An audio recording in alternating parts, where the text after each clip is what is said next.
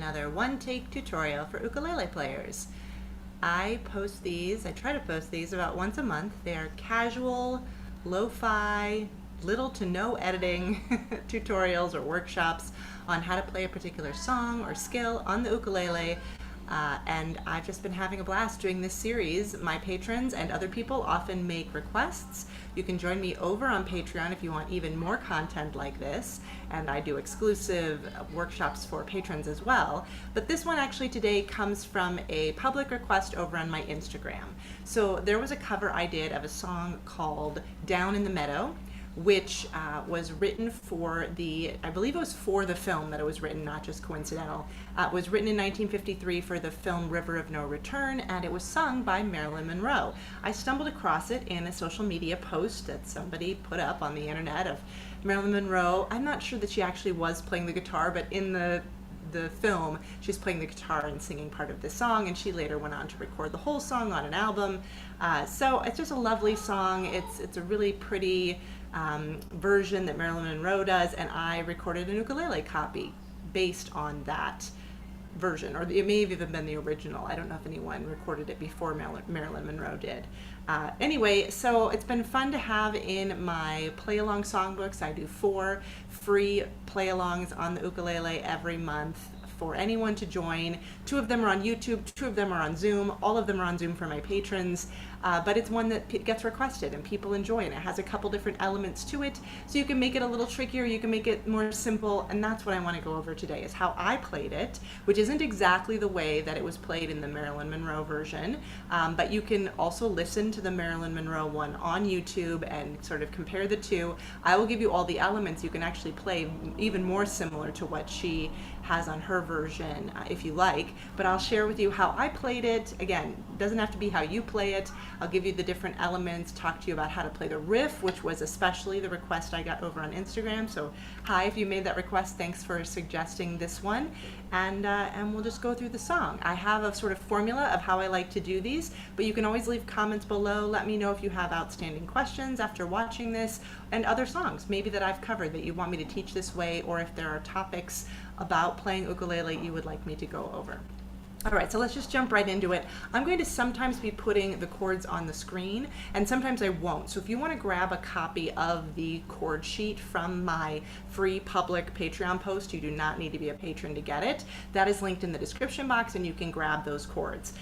One thing that I will say right away is that I did not create the chord sheet, the arrangement sheet, in the same key as I did the cover. And that was for a very specific reason that I will go over as I show you the chord sheet. So again, sometimes I'll put it on the screen. I don't know if I finished that thought. Sometimes I won't, but I'm going to share it now, and then we'll take it off the screen later so you can see my hands a little bit bigger if you want to. Let me just pull that up on my end for myself before I can share it with you. So I'm going to share this on screen, and we're just going to look at the arrangement to begin with and sort of go over the different segments of it. Down in the Meadow is a pretty basic, classic, traditional song structure. What it has is it has verses. There are, or you could even think of it as one verse, but there's 2 sections. I think of it as 2 verses because they mirror the same melody. They just have different lyrics. So I would say we start out with 1 verse, then we have a 2nd verse, and then when we get to the Old Lady Blackbird, you could think of that as a bridge, you could think of that as a chorus. I think of it as a bridge. That will come in there in the middle, and then it will return again. So basically the structure is verse, verse, sorry, my program highlights lots of extra lines when I try to highlight on it. And then the bridge, and then another verse, and then the bridge again, and then one final verse. So once you know these 2 sections, the verse and what I'm going to call the bridge, you know the whole song. It's not going to vary in terms of the chords. So I do vary it in terms of how I play it. Both based on the Marilyn Monroe version that I heard, but also just based on how I like to play it when I made my cover, which is a little different, as I said. Now, what I just said right before I put this up on the screen was that I played this in a different key than this sheet is written in, and that was for one very simple reason, which was that the key that I picked to play my cover in was for my voice, and the key that I picked to share this chord sheet in is so that I could play with other people who might not, you know, enjoy playing some advanced beginner chords. So I wanted it to be more beginner accessible, and so I picked this key of C to share the song in. As you'll see over here on the side, we've got your easy one finger C, we've got your two finger F chord, we've got two versions of the G chord, the G and the G7. They're both fairly simple, although if you're a beginner, it takes a little while to get those smooth and, you know, to transfer back and forth from other chords. And then the barred D7. There is a non-barred D7. Some people call the Hawaiian D7. If you know it, you can use it as a workaround. It's played 2-0-2-0 on your second fret. So G, second fret, open C, second fret of your E string, open A. I like the barred version a lot more in this song and in most songs, but you can absolutely make that or any other substitutions you feel like sound great. I mean, it's really about how it sounds to you, not about what I think you should do. So that is the version that I shared with everyone and that you can get on my website, you can get on Patreon free in my songbook. It's all available in this key. However, as was pointed out to me by the person who contacted me on Instagram, and this is true, I played it in a different key. So let me show you. I actually just did a screenshot of my music that I used on my tablet, on my software. I have not typed this up for everyone, but I could if it's something that people want me to type up. You could also transpose it and change the chords yourself, meaning shift the key. There are websites that do this, like Logue, L-O-G-U-E is a website that will shift your chords into another key for you if you cut and paste the song in. But let me show you here the key that I played it in. Remember, what I just showed you was in the key of C, and this is what I played. It's the key of B flat, which you don't need to know music theory to listen to this video, but if you do know even a little bit of music theory, you know about keys, that is one whole step down from the C. So you've got your C note, if you didn't know, is on the third fret of your A string, one of the many places it exists on your ukulele. And then if I back that down one fret, I'm playing a B. If I go down one more, I'm playing a B flat. And then of course, open A is the A string. So 2 frets equals one whole step. Each fret is a half step. Again, if you want to know more about transposing, then you don't need to worry about it in this video, but you can absolutely check out a whole series of videos I made on transposing. I'll put a link to that series here in the description box when I'm done recording this. So this I played in the key of B flat for my voice. I wanted to do it a little lower. Marilyn Monroe does it in quite a low register and it's really lovely. But in order to play it in B flat, you need to be comfortable with the B flat chord. You need to be comfortable with the E flat chord. Otherwise, the F and the C7 are fairly simple. So if you can play B flat and E flat, then you will be just as comfortable in the lower key as I was. And you absolutely can try that lower key. You can take a screenshot of this here, or you can let me know if you want me to release this as like a fully formed chord sheet. But these are just, again, my notes from recording. In fact, you'll see down here I use little emojis sometimes to remind myself what I'm doing vocally, and I go up on Smiles in Her Dreams. So that's why there's that little finger pointing upward at the bottom of the screen. So I'm going to teach it to you today in this tutorial in C, which is what I use in my play-along jams, in my songbook, and what more beginners like to play. But absolutely, change the key. You don't even have to do it to B flat. You can make it higher or lower, you know, as fits your voice and your playing ability. So let's go back here and, oops, that's the wrong one. Let's go back to the other song sheet. There it is. And let's talk about moving through the chords in the verse.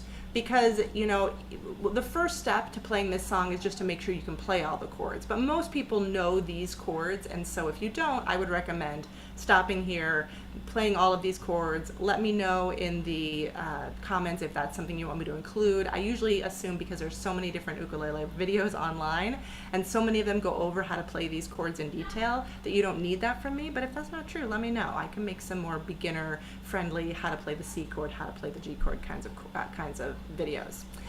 So let's just assume that you're at this point of the video now, you know how to play all those chords. Whether you can play them fast enough to play them in the song, that's okay, because we can always take the song slower. But what I want to do is talk about how the chords move through the song before we even worry about how you might want to play this one.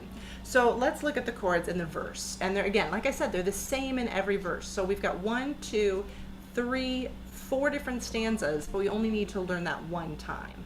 So let me take the chords off the screen. Actually, I encourage you to have them on your end so you can see my fingers a little better, because what I want to talk about is how to move from chord to chord. And I think it can be really helpful to strategize this in every song that you're playing until you're a strong, you may already be, but if you're not a strong enough player to just play whatever chord and then whatever chord comes next and you can move between them really fast, then I think that looking at this at the beginning of learning a song can be really helpful, because it will help you know that you can play chords different ways depending on what's happening before and after.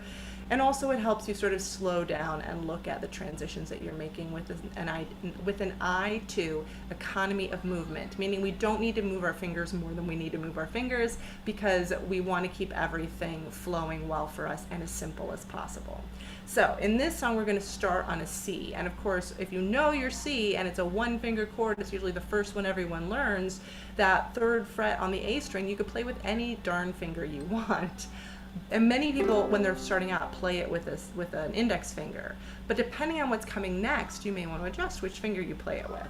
So in this particular song, we're going to go straight from the C into a G.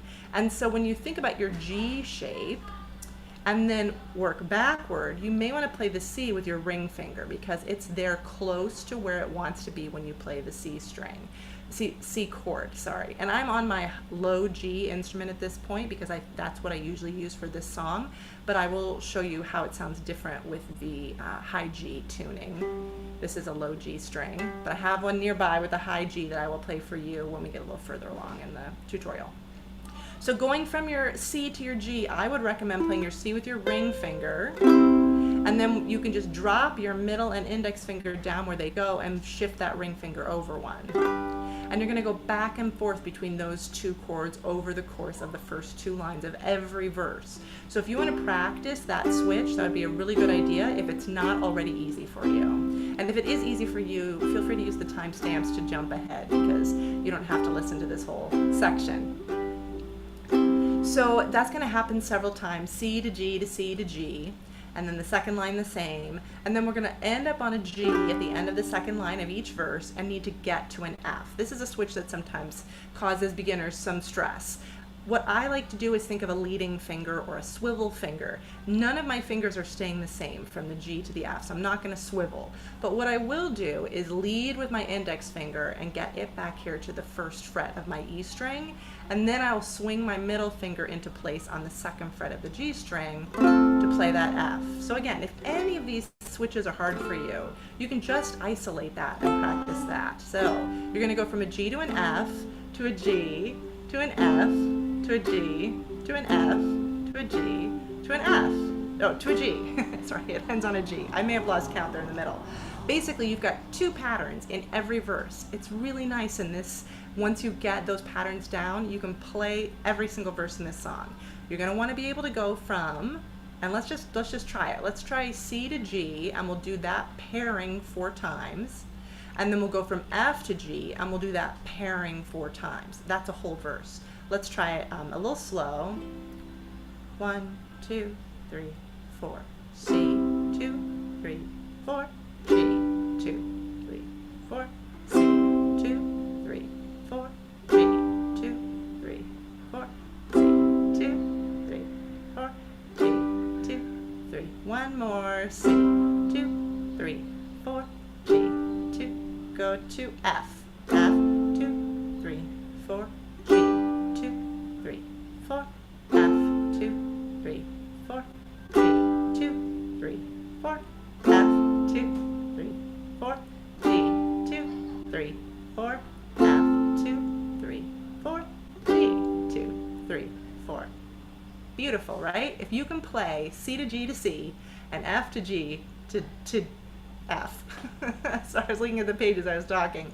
And also, if you can make the switch from your F to your G, sorry, G to your F in between those 2 lines, then you're golden. You've got the whole verse. C, G, C, G, C, G, C, G, F, G, F, G, F, G, F, G. There, I finally said it without making any mistakes. As I said, no editing in these videos. It's like if I was giving you a workshop in person. And I make mistakes, so now you can too. So that's really nice. The only thing that changes about the verse, which we'll get to in a few minutes, but we're not going to do right now, is at the end of some of those sections, you have a little optional riff that you can throw in, but you do not need to. And I should say too, in some places, I'll show you this on the screen. In some places, if you're not going to play the riff, like look here at the end, the last line of that second verse, if you're not going to play the riff, you actually want to go to a C there before you go into the bridge. That's where it happens. So you've got this last line before the verse, before the bridge up here, and when you look down below, it's the same thing on the last line before the bridge on this verse as well, where you'd go F, G, here I do a G7, and then a C. So it does vary slightly. I guess I should have said that at the beginning. You're almost golden if you know that section. Here's the two places it's different. You've got F, catfish, are waiting for the C, the hook. So going back to G, from G to C, which we've already practiced if you've done the first two lines of the verse. And then down here at pumpkins, pumpkins are ripe, and here this is where it is a little bit different. We'll do this at the end too. G7 for C again. Now if you only like one of G7 or G, you can often substitute one for the other. It doesn't always work, but if you, for example, can only play G, what would that sound like? Pumpkins are ripe and ready for pie. That's fine there. You could play a G instead of a G7. If you wanted to play G7 for all of the G's in this song because you just don't like the G shape, that sounds okay. You'll have to decide for yourself whether it sounds like you want it to. When Mr. Southwind sighs in the pines. If that sounds fine to you, you can use the G7 in place of the G and just have this be a 4-chord song instead of a 5-chord song. But it won't work in every song. You can't those aren't always interchangeable with each other, the 7-chord and the regular major chord. All right, so that is the verse. There is that little bit of difference on the last line occasionally, but most of the time you are going to be doing pretty straightforward C's and G's, F's and G's. Now, when we get to the bridge, we have a few more chord pattern changes, I guess I would say. You're not just going back and forth between 2 chords all the time. But the nice thing, if you look at this, is the first line and the third line of the bridge are the same, F to C. That happens in the third line as well. And then the difference between the second and the fourth line is that you're going G7 to the C or the riff, which again I'll teach you in a minute, and then a D7 on the fourth line goes all the way to the end where there's a G again. So let's single strum through the chords in the bridge out of time and just talk about moving from one to the next. So let's say you're coming from the C chord. Again, I'd probably stick to using my ring finger here. Here, let me take it off the share so you can see my fingers bigger. I'm gonna probably stick to using my ring finger for the C in the bridge as well, because then I've got those 2 fingers free to put down as the F. So I can go straight from my C into my F with less movement of my C finger because it doesn't need to go anywhere, it just needs to lift. So I'm going from C to the beginning of the bridge, F, back to C. Then I'm going to go to a G7, and my index finger is already, when it plays the F, playing the same string fret that it's going to need to play for G7. So I can just drop that index back down where it was for F, but move my ring and my middle finger into place for the G7. And then back to C for the riff, which we'll do in a bit. Let's just pretend we're going to C at this point. Then this is similar. Back to F, back to C, like I said, third line same as the first. And then for D7, you could do a couple things. You could shift some fingers. If you want to keep everything sort of as calm as possible, you could continue playing that C note with your ring finger and put your bar down of your index finger all the way across all 4 strings. You could even put your middle finger down on top if you need a little extra pressure. Thumb behind the neck of the ukulele usually helps. I have a whole video on bar chords if you need some more strategies for playing bar chords. You could also stack your fingers for the D7. Stack them G, C, E, and then put your pinky out here on the A string. But it's not going to be a smooth motion. So feel free to experiment with how you want to go from C to D7. But that C note is in your D7 chord, so you don't have to move that finger. And you're going to stay on the D7. I'll show you the knocking in a little bit if you're noticing that in your chord sheet. There's some knocking there, it's optional. And then you're going to go into G, so I would take this bar, swivel it, put my middle and index finger down on the 2nd fret on the C and A string where they go for the G, and wrap my ring finger around to end on G in the bridge.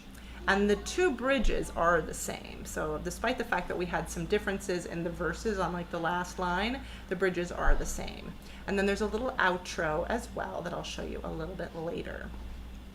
So the whole song could be played just like that on single strums. As I usually say, there's no shame in wanting to play a song on single strums, either because you're just learning it, or because you're a beginner and the chord changes are hard enough, or because you like the way it sounds. There's lots of reasons we might do the whole song on single strums. It can also be a really nice way to keep up with other people if we're playing it, say, in a jam, where a lot of people are going along and you don't get to pick the tempo. Play the chords just on that first beat, and then you have a little more time to change chords, and you can keep up with other people. You can also skip chords you don't know if you're playing in a big group. It's okay, you know, you just want to kind of try to stay on the beat with the chords you do know. So let's go back to the sheet here. I'll put it back on the screen, and let's look at working through the first 2 verses and the bridge, and let's see how that works with no riff, unless you already know the riff and you're playing it on your own.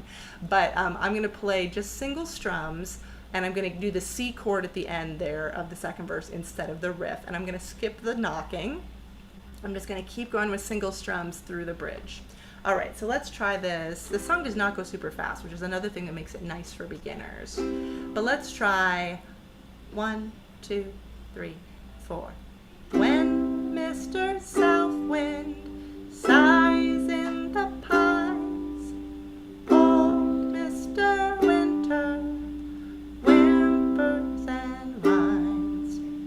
Down in the meadow, under the snow, for April is teaching green things to grow.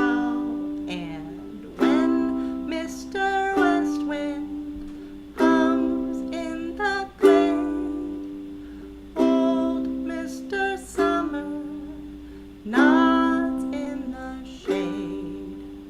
Down in the meadow, deep in the brook, catfish are waiting for the hook. 2, 3, 4. Old Lady Blackbird flirts with the scarecrows. Scarecrow is waving at the moon. 2, 3, 4.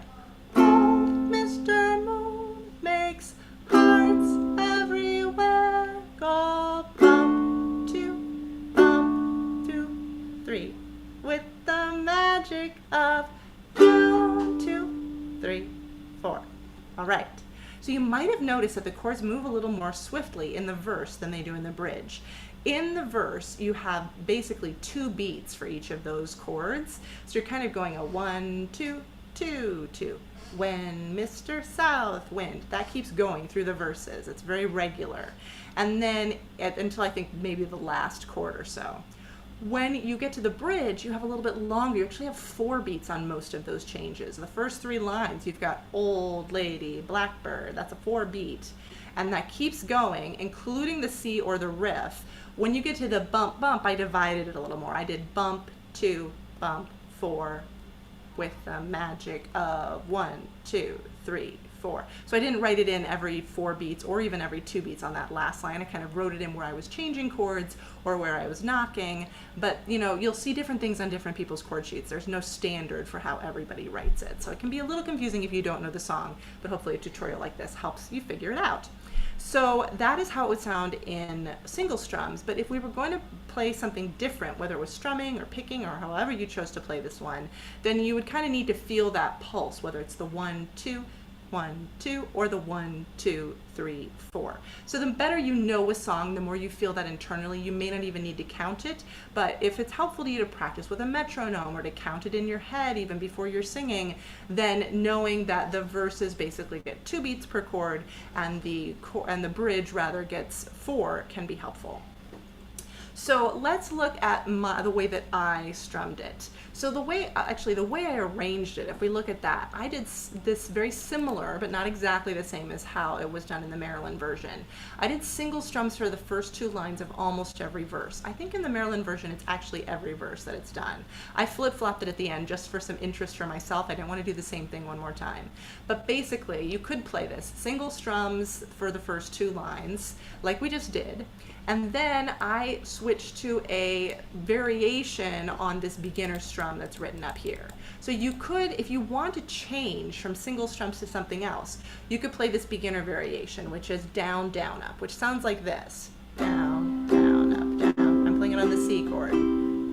It gets 2 beats. 1, 2, and 1, 2, and 1, 2, and. Or you can count it this way. 1 and 2 and 1 and 2 and. But you're not strumming on that first and. You're basically going down, miss, down, up. So if that's complicated for you, you could also do down, up over the same number of beats. And I recommend if you are just playing the down, down, up without that first up, you keep your hand moving like clockwork, like you're doing that down, down, up, down, down, up. Keep that hand going. Don't try to stop it. It'll be easier to play, in my opinion. So that's not exactly what I played, but this is sort of a beginner variation. You could play the single strums, then when you get to the F and G section, you do the down, down, up, G, down, up, F, down, up, G, down, up, all the way through. And then I go back to a single strum on the G. Now that I played for every verse except for the final one where I just reversed it. So I did my, variation on that beginner strum, but you could stick to the beginner strum if you want, or even down, up on the first 2 lines of the last verse, and then did single strums at the end because I thought it made for a nice ending. It's absolutely not necessary to flip-flop them. If one thing makes sense to you and you want to do it all the way through, you should feel free. In fact, you could keep doing that beginner strum on the bridge as well, even though I suggested a different strum. So if when you get to Old Lady Blackbird, you want to keep doing down, down, up, or down, up, you just need to do it twice now because you get 4 beats for these chords rather than 2. So Old Lady Blackbird flirts at the scarecrows. That's what down, up, or down, up, Blackbird flirts with the scarecrows. You've just got an extra pattern that you can fit in there if you keep going with that same strum. So you can strum through this whole song using down, up, well, single strums first of all, we already talked about, down, up, or down, up, and just go all the way through the whole song. You just need to know where you've got 2 beats and where you've got 4 beats, which you'll learn pretty quickly intuitively as you get to know the song better. And if you're singing along, or if you're thinking the lyrics along in your head, or if you're playing along, well, you wouldn't be able to play along to my cover because it's in a different key. But if you listen to my cover, you can also hear where I'm changing chords, and you could even, practice singing along with the cover or the Marilyn Monroe version, and then go back to playing it, even though it's in a different key, and you can kind of feel where the chords change a little better if that's tricky for you. All right, so what I did, the variation on the down, up, is that I did a pluck down, up. And let me take this off the share for a second. I was plucking the G string, which on the low G has a particular sound. And in a minute, I'll show you what it would sound like if you have high G, or if you have high G now, you may know already. But basically, you pluck the G string with your thumb, and then I like to use my index finger with the down, up. Pluck, down, up. You can just try that. I'm on the F chord if you want to play that with me. 1 and a 2 and a pluck, down, a pluck, down, up. Now you may ask, do I need to go all the way back up? And in many cases you would want to, but in this song actually I made it a little bouncier by not worrying about getting all the way back up through all my strings on the up strum. I actually just tried to catch the A, or maybe the A and the E. Let my finger coming back up just kind of almost pull up at the A string. There's not a precise way that you need to play this. And again, if I came up more and I hit more strings, that's fine. As long as you're holding the right chord, it's all in tune. But that's kind of the sound I was going for, is a pluck down, almost like an up pluck.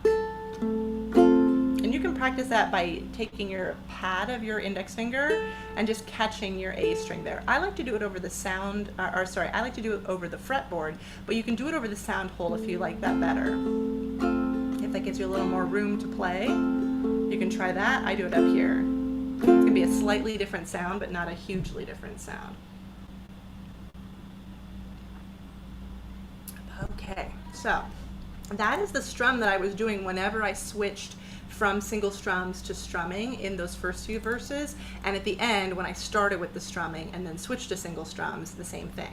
So pluck, down, up, both all those times. And that may not be exactly what they were doing in the Marilyn Monroe. They may have been doing like all picking, or they may have been doing more of what's called an arpeggiated strum, which is where you kind of break those notes up even more. And in fact, if you listen to the Marilyn Monroe original, you can hear them doing that sometimes on the ends of lines. Like for example, if they played on single strums, when Mr. Southwind sighs in the pines, old Mr. Winter whimpers, and on this last one they might do whines. You know, slowly take your thumb up through each string. That's just going to be a nice dramatic thing you can do. They drop it in several places in the original. I really saved it for the end when I played the song, but you should feel free to interpret freely. And you know, wherever you want to throw one of those in, especially if you want to do a little slowdown, that can be a really nice sound. Since we're talking about the arpeggio or the broken chords now, let's look at the optional ending. So when it comes to the ending here, I'm doing single strums. They aren't in the original, but I'm doing Earth goes to sleep and smiles in her. And then on the C, I do one of these optional end plucking. And I'll look at the low G version now because that's what I'm on, where I go G. I'm holding the C chord down. It's just one finger, but I'm holding that note down, and I'm going with my thumb, or you can use multiple fingers if that's more comfortable for you. G, C, E, A, E, C, and then strum through. That's what the C in brackets means there at the end, is that I'm strumming through that. So I'm going up, G, C, E, A, and it's on the 3rd fret because I'm already holding down my C chord. Then I'm turning back around, E, C, strum. And that's my arpeggiated ending where I break the chord up. On the original, they go to a high C note, or not C, they're not in the same key, but they go to a high final note. And if you want to do a high final one, you could also do,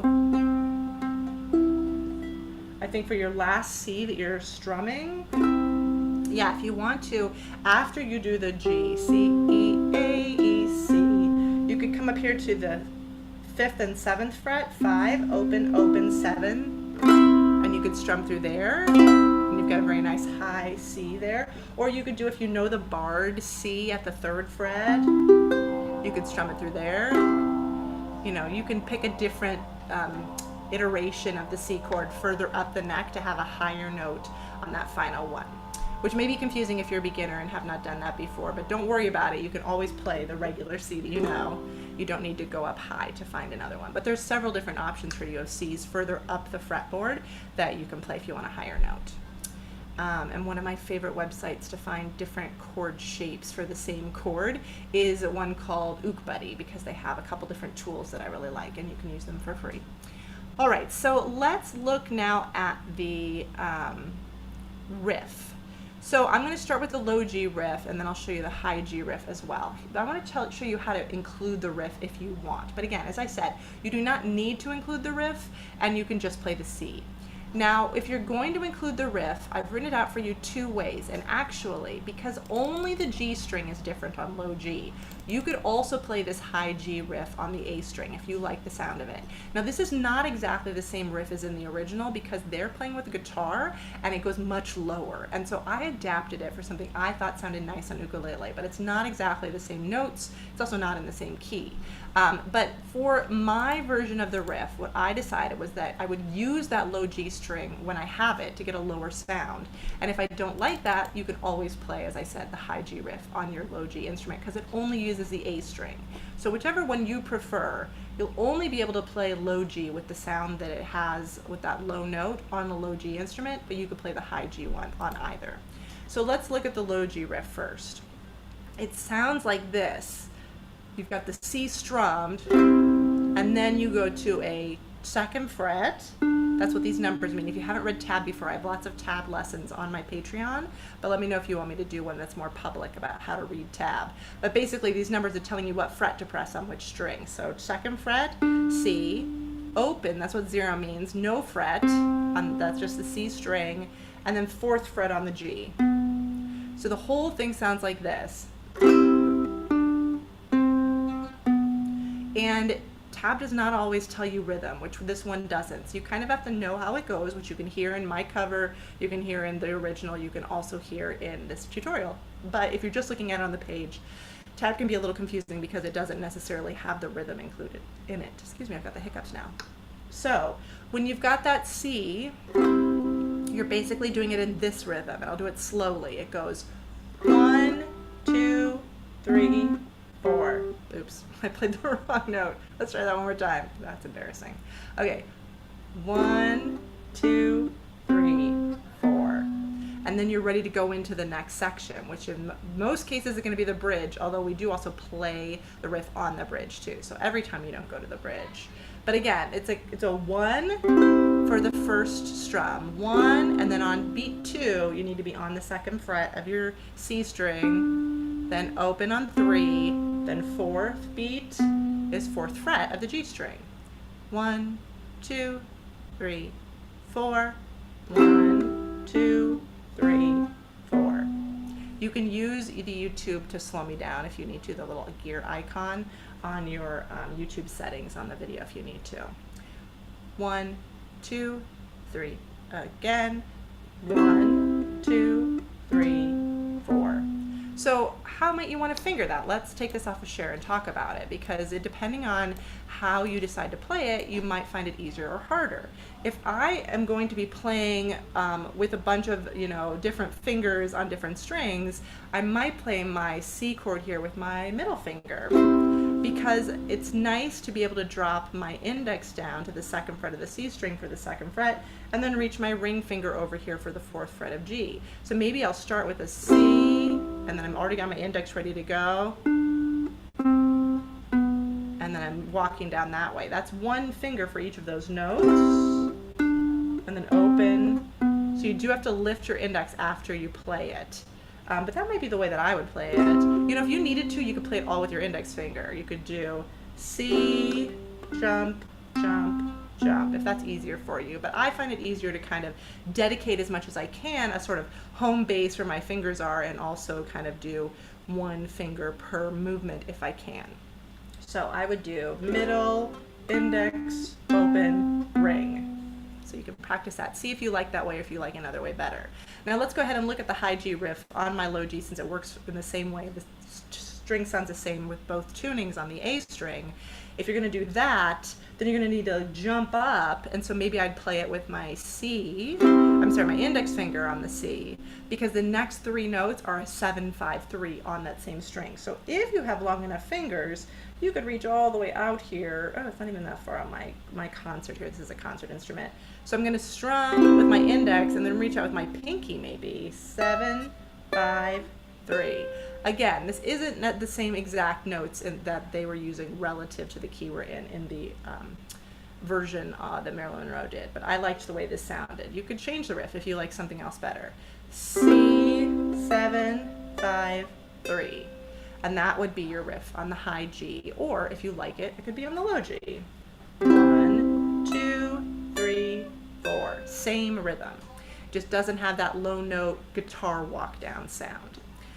All right, so let's try putting it in rhythm with the verse and the bridge, because it's going to come in again. Let me put this back up on the page, on the share. It's going to come in again in the middle of the bridge too. So how about for this time, just so we get something slightly different, we play through this 3rd verse and the bridge, and we then will have the riff will happen twice here. And then once we've done that, I'll show you how to include the knocking, and we'll do it with the knocking too. So I'm going to do it as written with the single strums and the pluck down up, but if you need to keep it all on single strums or do the down up or the down up, please feel free to modify it as you see necessary. We're going to do, well actually let me highlight that.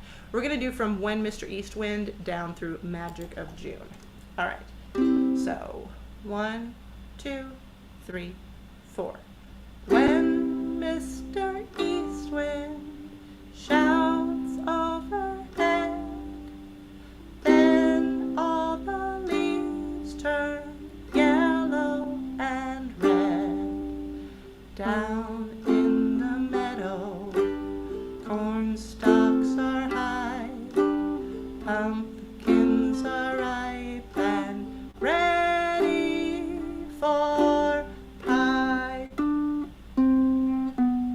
Old lady blackbird flirts with the scarecrows. Scarecrow is waving at the moon. Old Mr. Moon makes hearts everywhere go bump, bump, with the magic of June. It's really hard for me not to put those knocks in there. What I didn't do is change my strum because I wanted you to see you don't have to change your strum, but when I played the original cover I did change my strum on the bridge. So let's just talk about that briefly.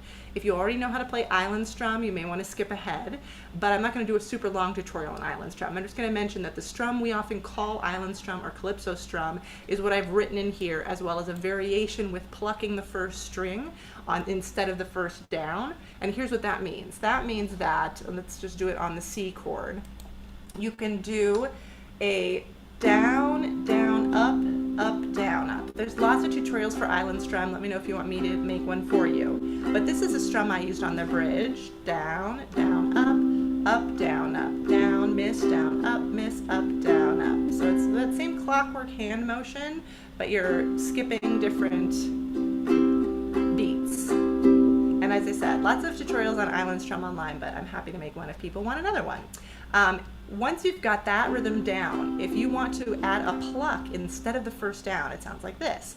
Pluck, down, up, down, up, pluck, down, up, down, up. 1 and 2 and 3 and 4 and up, down, miss, up, down, up, pluck, miss, down, miss, up, down, up.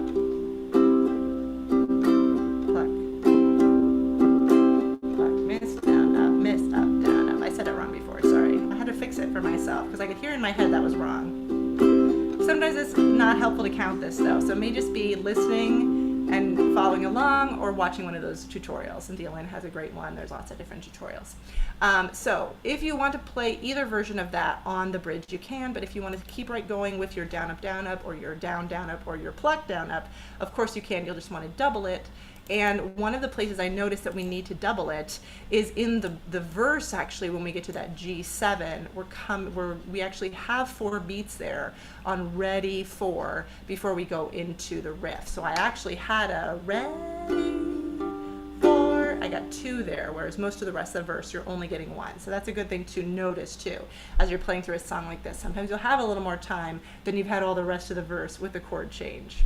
And you could actually write it in for yourself if it was confusing to you. You could write ready with a G7, and you could put a G7 before 4 as well, which is kind of what it looks like down here on the last line, just because we're moving from a G7 to a G. So that is really why I've written it in twice there. But even if you were playing just a G7, which you could do, you would have 4 beats there instead of 2, just like you have up here as well. So the knocking comes in on that last line if you want. Again, just another element you can add if you're having fun and you think this will be fun to try, is knocking on the body of your instrument. I usually knock right down here below my sound hole because when I'm strumming, my hand ends up there anyway. And since I'm going to do a strum, knock, knock, then it's really helpful just to knock down there. You can knock and get different sounds on other places, and people teach all kinds of cool percussive strums, thumping on the bridge and the top and all kinds of things like that. But here I'm just knocking anywhere on the body of your ukulele that's easy for you to get to. So the rhythm of that again is D7, knock, D7, knock, knock. And then I don't actually strum or play here or knock here. I just let with the magic of kind of go through the resonance of that knock I just did. I don't strum anymore D7 with the magic of, and then I come back in on June. So you could play more D7 there, bump, bump, with the magic of June. You could do another D7, but I don't. I just let it kind of go. You'll see that sometimes written out as NC or no chord on some sheets. So let us try the bridge with, well, let's do the same thing again actually, because then you'll get the bridge or the verse into the bridge. And let's actually just go ahead and continue and do the second half of the song since we've done the first half already. Let's do from When Mr. Eastwind all the way down through that arpeggiated C, and then I'll show you the high G variation. All right, and if you're playing high G already and that doesn't make sense to you down there, just hang in there, play the low G version for now, and we'll switch in just a second. So let's look at When Mr. Eastwind, starting on your C. 1, 2, 1, 2. When Mr. Eastwind shouts overhead, then all the leaves turn yellow and red. Plucking strum down in the meadow. If you're doing it, corn stalks are high, pumpkins are ripe and ready. Another one for pie. Old Lady Blackbird flirts with the scarecrows. Scarecrow is waving at the moon. Old Mr. Moon makes hearts everywhere go pump, knock, knock, with the magic of June. And we can slow down a little here. When Mr. North Wind roars on the breeze, old Father Christmas trims all the trees. Single strums down in the meadow, snow softly gleams, earth goes to sleep and smiles in her arpeggio dreams. Or you can take it up here for the last one. And actually in the original with Marilyn's version, they actually arpeggio, I think, the G and the G7 too. Earth goes to sleep and smiles in her dreams. So you can do a G, C, E, A arpeggio, breaking up those notes on the G7 and the G before that ending C as well, if you like. So that's the whole song. Let's look at the high G version. I prefer this song on low G because I love that low G string, allowing me to have some more notes that sound like the original guitar doing sort of its walk down and its riff kind of sound. But if you only have a high G, then that's what you need to play it on, and it's not going to sound bad. But you may like to vary how you do the strumming or the picking depending on whether you like the sound of the high G note, for example, maybe being plucked before every chord if you're doing that plucking down up strum. So let's just do the first half of the song so we can go through it one more time. Oh no, let's do the second half again because we want to do the end plucking. And with the end plucking, I have recommended, again, while holding your C chord, starting in your C note or your C string, C, E, G string, so that's string C, E, then go back to your G, A, G, E, C. Same thing, you could end on a higher C voicing if you like. The only reason I do the strings out of order is so that the notes actually go from lowest to highest and then back. So if that is confusing to you, you could just play what we did before. G, E, C, A, E, C. It just sounds different. So it's depending on whether you want that. Sorry. And it is something that maybe would be easier if you and I, which is why I was just messing up on it, do the one finger per string method so that you're actually, when I teach this, I use 1 meaning my thumb, 2 meaning my index, 3 meaning my middle finger, 4 meaning my ring, and each one is on a different string, so 1 would be your thumb on your G string. And in that case, I'll actually write it down here so you can see it. If you're using that method, or if you've learned that from me or from Cynthia Lynn, who is who I learned it from, that would mean this would be written this way: 2, 3, 1, 4, 1, 3, 2, 3, 1, 4, 1, 3, C chord comes at the end of that. So this is backwards from if you know how to number your strings, so it can be a little confusing if you're not used to this method, but for me it's the way I learned. 2, 3, 1, 4, 1, 3, C. And when I play it one finger per string, it's actually a lot easier for me not to play the wrong notes. So I'm glad I wrote it out for myself there. So let's try it from the third verse here, One Mr. Eastwind again, to the end. Same way we did before, just you'll hear the difference on high G, and I'll play the high G riff, because if I played the low G riff, it would sound like this. Pumpkins are ripe and ready for pie.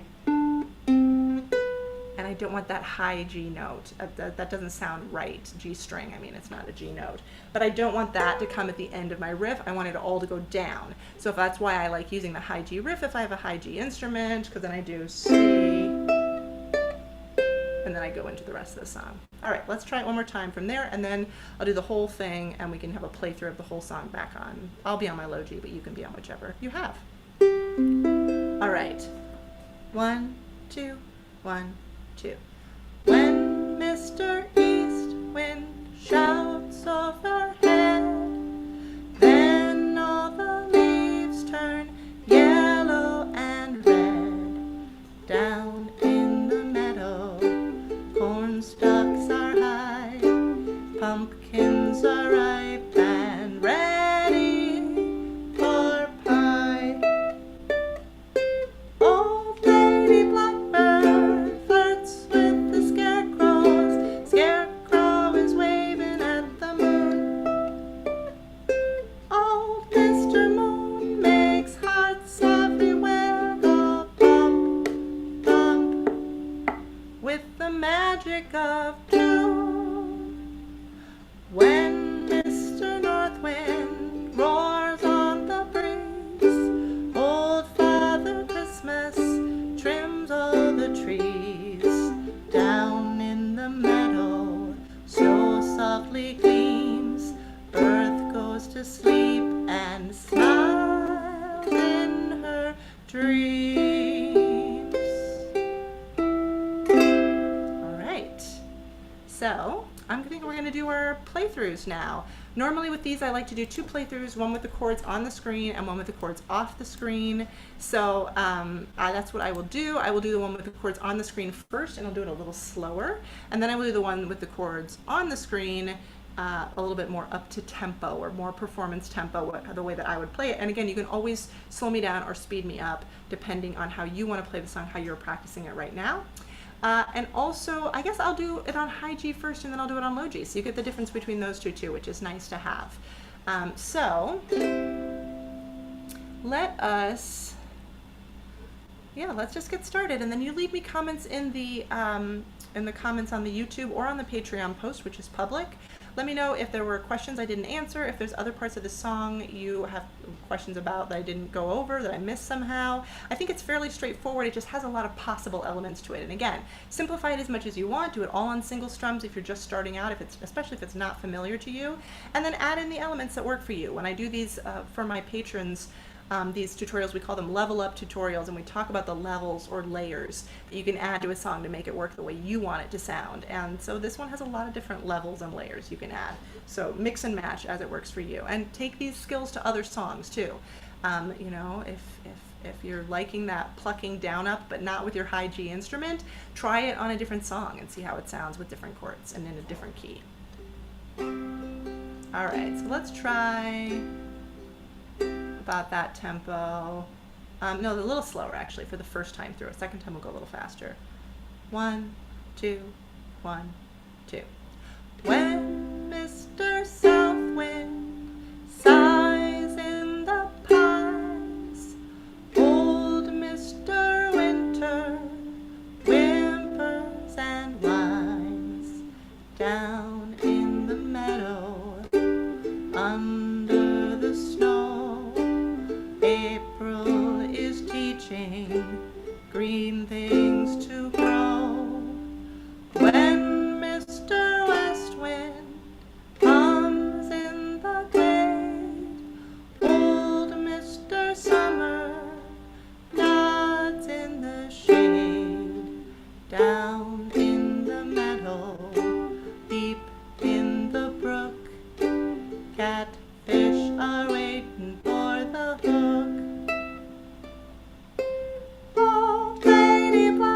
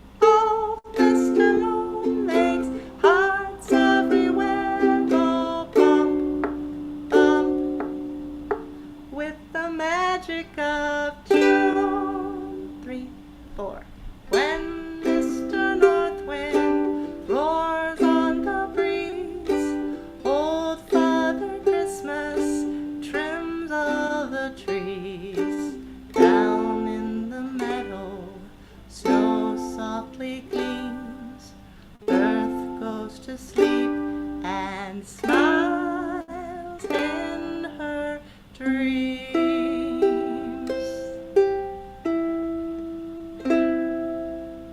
All right, so that was the slower version on the high G, and now let's do it on low G with the chords not on the screen. If you're not ready for this, that's fine, but you can also have the chords, of course, off to your side. I'm not asking you to memorize it. This is just so you can see my hands a little bit bigger if you need to as I'm playing through it. And I will do it a little faster, but again, you can always slow me down using the gear icon on your YouTube video under the gear icon. It'll give you some speed options. All right, so let's give this a try. Little faster, but the song doesn't go super fast, so it's not necessarily to like speed it along unless you're doing a completely different version. All right, 1, 2, 3, 4. When Mr. Southwind sighs in the pines, old Mr. Winter whimpers and whines, down in the meadow under the snow, April is teaching green things to grow. When Mr. West Wind comes in the glade, old Mr. Summer nods in the shade, down in the meadow, deep in the brook, catfish are waiting for the hook. Old Lady Blackbird flirts with the scarecrows. Scarecrow is waving at the moon. Old Mr. Moon makes hearts everywhere go bump, bump, with the magic of June. When Mr. East Wind shouts overhead, then all the leaves turn yellow and red. Down in the meadow, corn stalks are high, pumpkins are ripe and ready for pie. Old Lady Blackbird flirts with the scarecrows. Scarecrow is waving at the moon. Old Mr. Moon makes hearts everywhere go bump, bump, with the magic of June. When Mr. North Wind roars on the breeze, old Father Christmas trims all the trees. Down in the meadow, snow softly gleams, Earth goes to sleep and smiles in her dreams. All right. So those were the 2 different playthroughs, and that brings our tutorial to an end. It's been kind of a long one today because there were so many elements of this song, so if you hung in, thank you. Also, and want to start 1 month or more on Patreon, and these are only going to get better. I did a little bit of stumbling today in today's lesson because I think I was just so excited to teach it that I kind of didn't know where to start. But I hope you made it through. I hope you feel like you are better prepared to pick and choose among the elements that you want to play, and come on over to our public jams and request the song and we'll play it together.